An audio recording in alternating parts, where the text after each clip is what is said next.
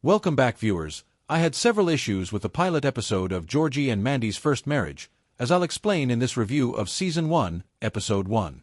Still, despite its flaws, the show ended up being more enjoyable than I initially expected.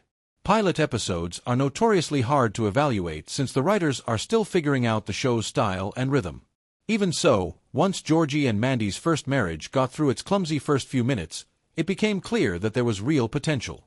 The episode truly started to click once it shifted its attention to Georgie, giving viewers a deeper look at who he is, although there were definitely aspects that still needed refinement. The opening scene, unfortunately, got the episode off to a shaky start.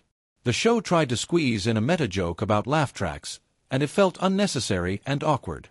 I'm not a fan of laugh tracks to begin with, so hearing the show congratulate itself for using one did nothing for me. Georgie, Fraiser is a laughing show. I like laughing shows. Audrey, what are you talking about? Georgie, some shows are laughing shows. Others aren't. Like Wonder Years. Is it funny? No one knows, 'cause no one laughs. The gag about the train passing by repeatedly could have easily become stale if it had gone on too long, but the moment when the train noise completely drowned out Audrey's apology was genuinely hilarious, easily the best joke in the pilot. Honestly, I think the show missed an opportunity by not letting Georgie and Mandy stay in that cramped apartment for the entire season. It was a perfect setting for physical comedy, and it wouldn't have prevented the couple from interacting with their families. TV shows often fall into the predictable pattern of having characters move into a temporary, bad living situation for just one episode before upgrading, and this felt like another example of that overused trope. The tiny apartment had a lot more comedic potential than the series allowed. While sitcoms often struggle when they try to handle social themes, the episode actually managed to weave Georgie's frustrations about his upbringing into the story without disrupting the humor. Georgie isn't book-smart, but he's mechanically gifted, and the episode does a good job of showing that his intelligence simply takes a different form.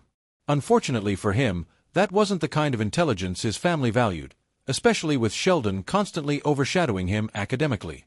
Audrey, on the other hand, comes across as far too unlikable. The humor is supposed to stem from the tension between her and the young couple, but as of now, she feels excessively sharp and rigid. Rachel Bay Jones plays controlling, irritating characters extremely well. I felt the same frustration watching her as Salem on The Good Doctor, but at this point, Audrey is so abrasive that she becomes difficult to watch. It's perfectly fine for her to serve as Mandy's main obstacle and to disapprove of Georgie as her son-in-law, but characters like her work best when the audience is given a glimpse of what makes them tick. To feel real, and not just like someone who creates drama for the sake of it, she needs a softer or more sympathetic side.